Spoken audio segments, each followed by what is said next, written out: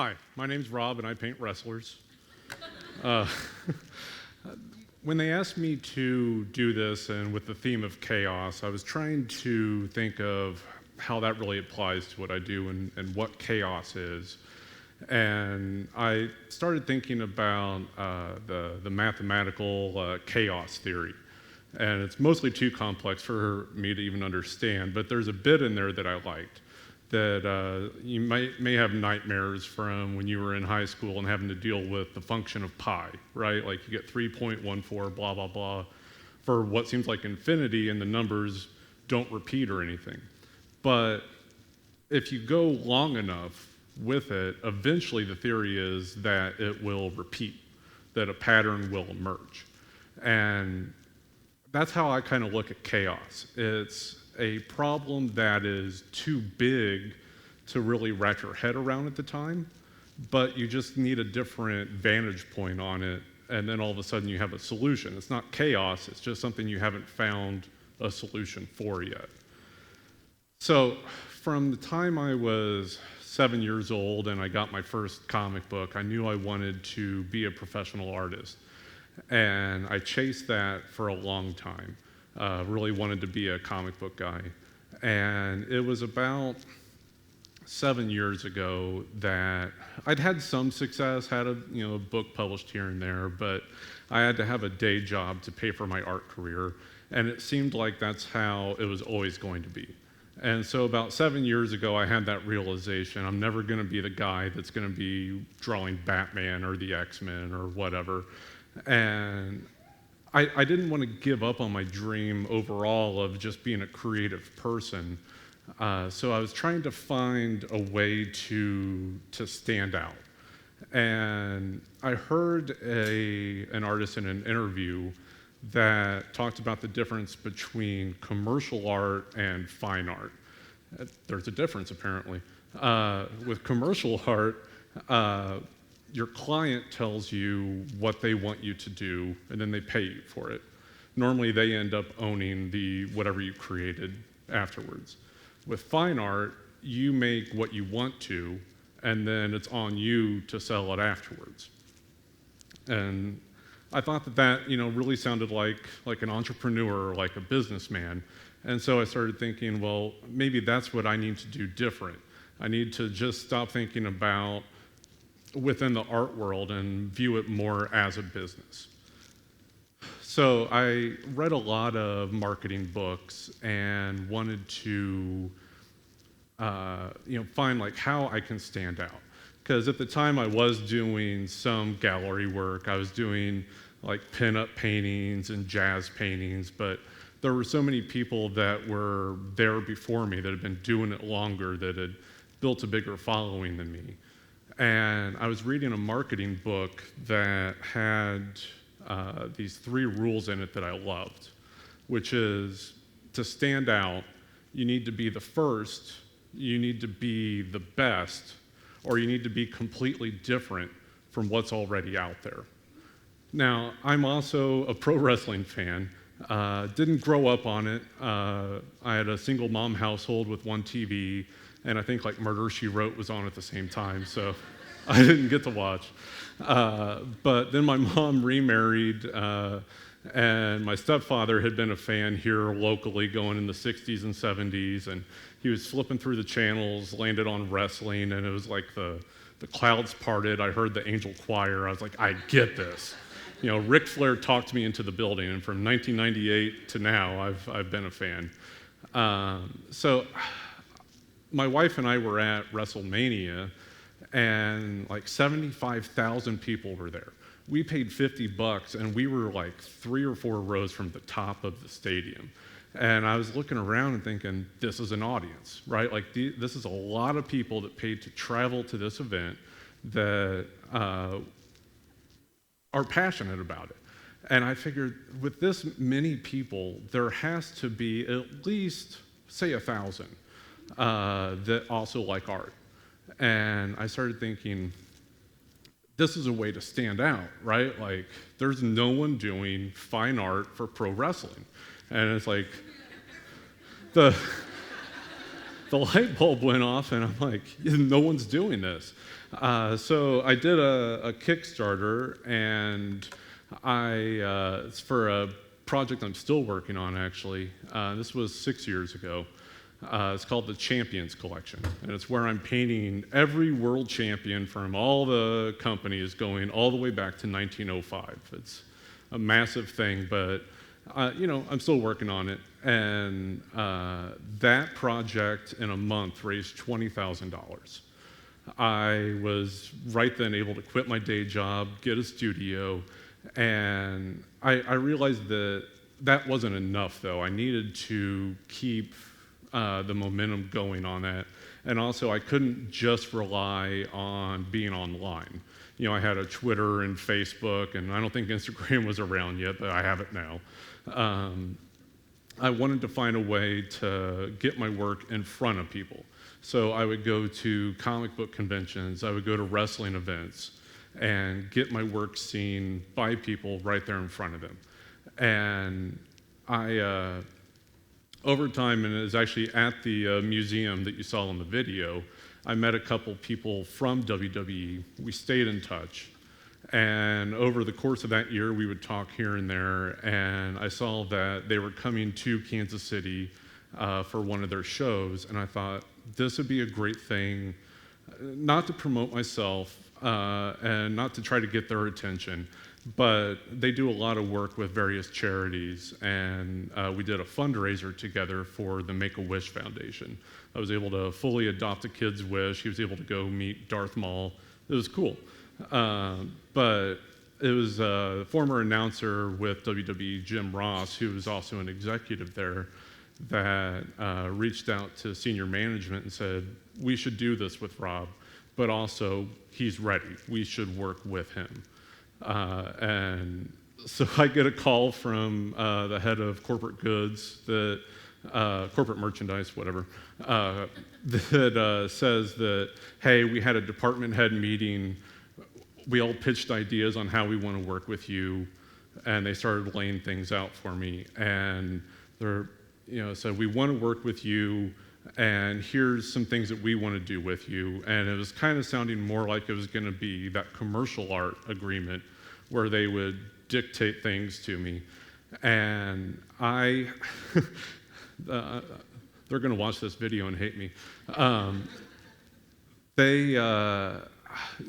wasn't on board with that arrangement, especially with the background in comic books, like wearing a Jack Kirby shirt, right? He created most of the stuff that you see in the Marvel movies, but he got no credit for it, right? Like now, there's lawsuits and stuff, but back in the day, Marvel just bought everything from him and that was theirs.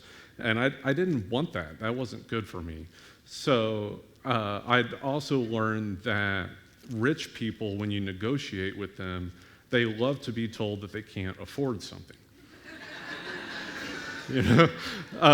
So I told them, with my other clients, I have this arrangement where I own the work and you license it from me, and I get a percentage of all the sales.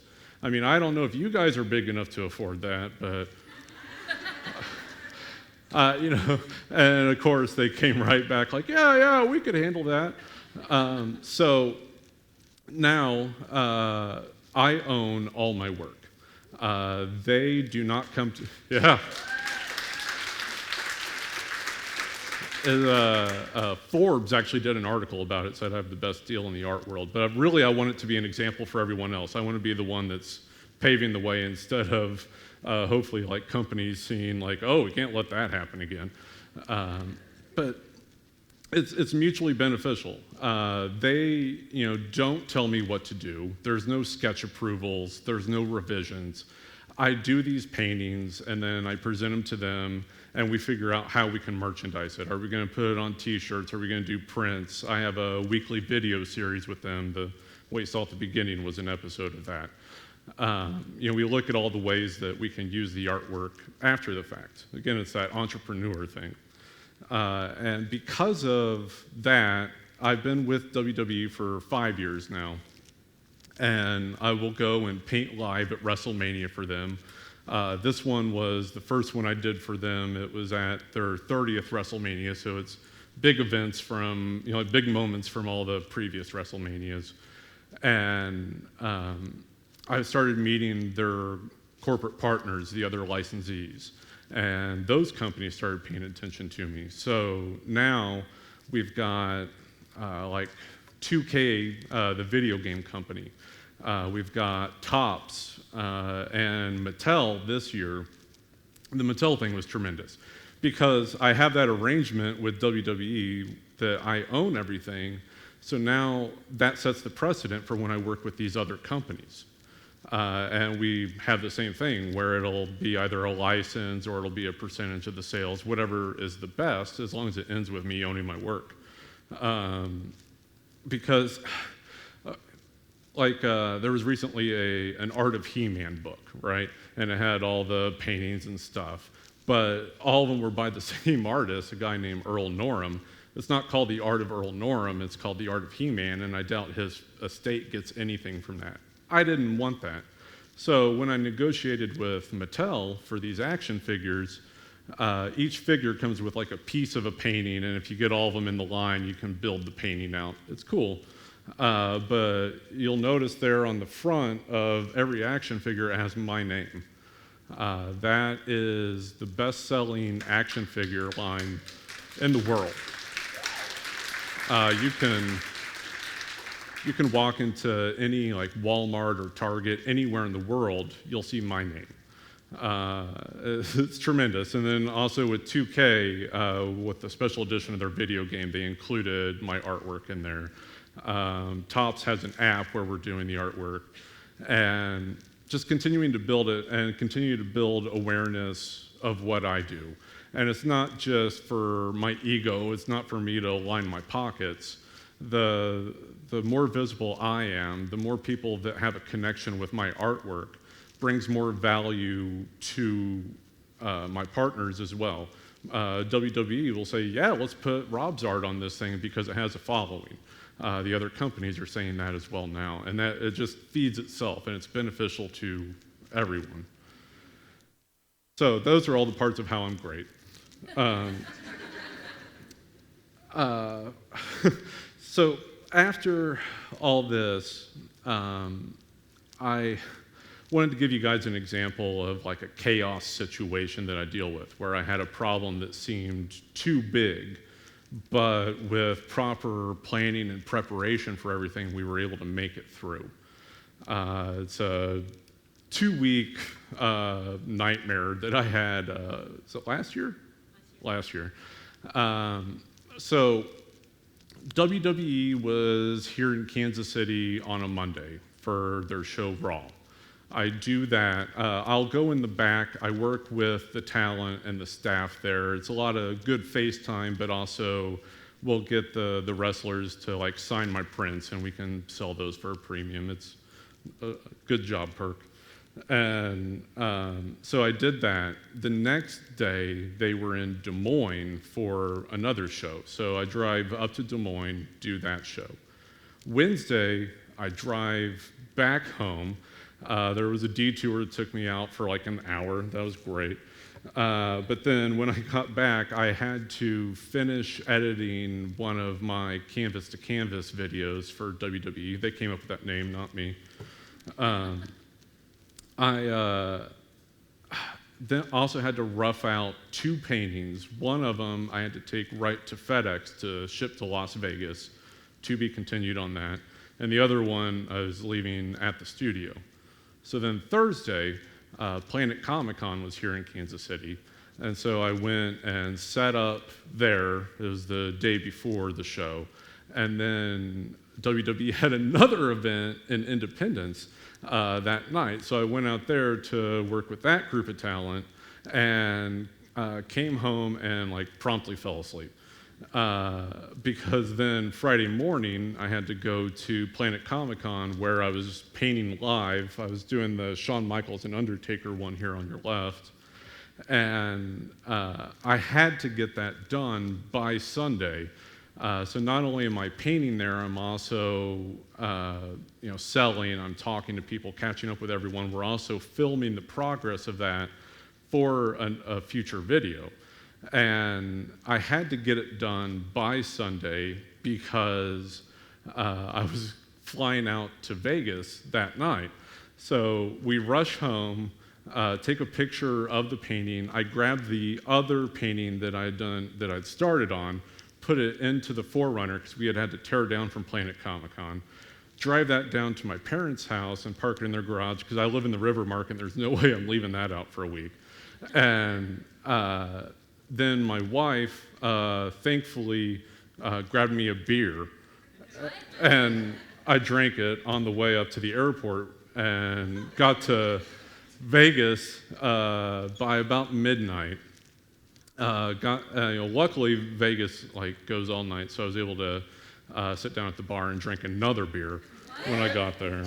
And then there, I was painting the piece on the right. That's the one that I had shipped out that I told you to be continued on.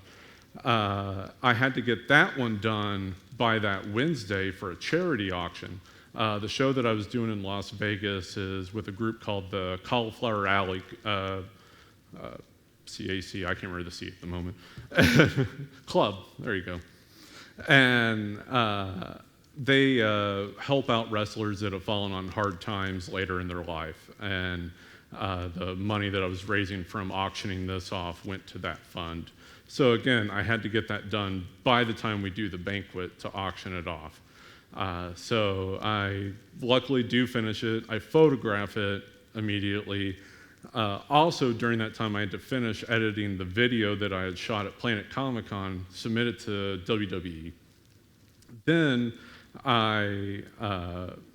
we auctioned it off, raised good money with it, went straight back to my room, packaged it up, took it down to get shipped off to FedEx.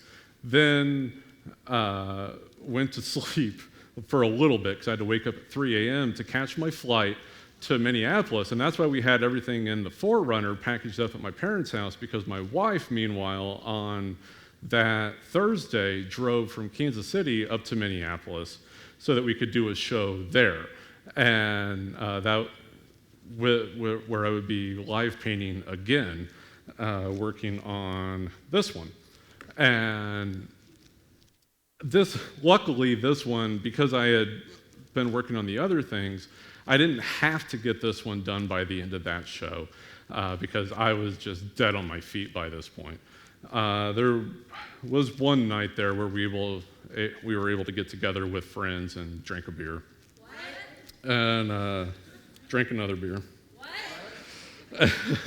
And also had to submit another video to WWE during that too. So when I'm not at the show, I'm editing the videos. But we finished the show on Sunday, drive home Monday night, and you would think I'd be done, that I could just sit home and drink a beer. What? Or another beer. What? And then that wasn't the case though, right? I had to still finish this painting up. I still had to finish doing the video on that. And I also had that week a call with Mattel. And all of this, at the time, it just seemed overwhelming. We're having to coordinate all these flights, these hotels, the driving, having everything loaded up, and it seemed like too much at the time. But now that I've done that, I know that I can handle anything that big. So this week alone, Sunday we drove to Dallas, did Raw there on Monday, did Tulsa for SmackDown on Tuesday. Wednesday we were driving back, and during that time, I had a new thing with 2K that launched. They have an app, and they have one of my paintings as one of the cards in there. And that was massive because the app, that game, has 17 million users worldwide. So if they all log in this week, that's 2% of the world's population that's seeing my artwork this week. And they were all tweeting me to tell me how terrible I am. Twitter is the world's message board. It's awesome. And then, yeah, Thursday it launched, and Friday, today, this morning, here I am, and as soon as I leave here, I have to go finish up a video and work on those things. But this week didn't seem that big, right? Like, before I had started this whole thing, when I still had the day job, I'd be like, man, like, how could you handle all of that? But I did these other things, and I was able to do it. It didn't seem chaotic anymore. I was able to think it out like it was really no big deal, like chart out where we're going to drive, book the 2 hotels, we're good. It's because no one's going to do it for me. Because of the relationship I have with WWE, I'm self-driven, which means that occasionally they'll give me an opportunity, but otherwise it's all me. It's me saying, hey guys, I'm coming to Dallas and Tulsa. It's me saying, I'm going to be doing these paintings. They're not doing it for me, so I have to figure these things out on my own. And if I have an opportunity, I'm going to seize it, and I want to make this like a lifetime thing, right? Like, I've been doing it for 5 years, but there's no guarantee. Like, everyone could get tired of me tomorrow, and I have to make the most of like every little thing that I can. That's how I keep innovating and growing as an artist. It's how I'm able to keep experimenting with my style, to keep trying out different mediums, keep growing overall. I don't get stagnant that way, and I keep pushing myself further so that anytime that there's what seems like a big insurmountable problem, as soon as I fix that, as soon as I solve it, everything else is doable.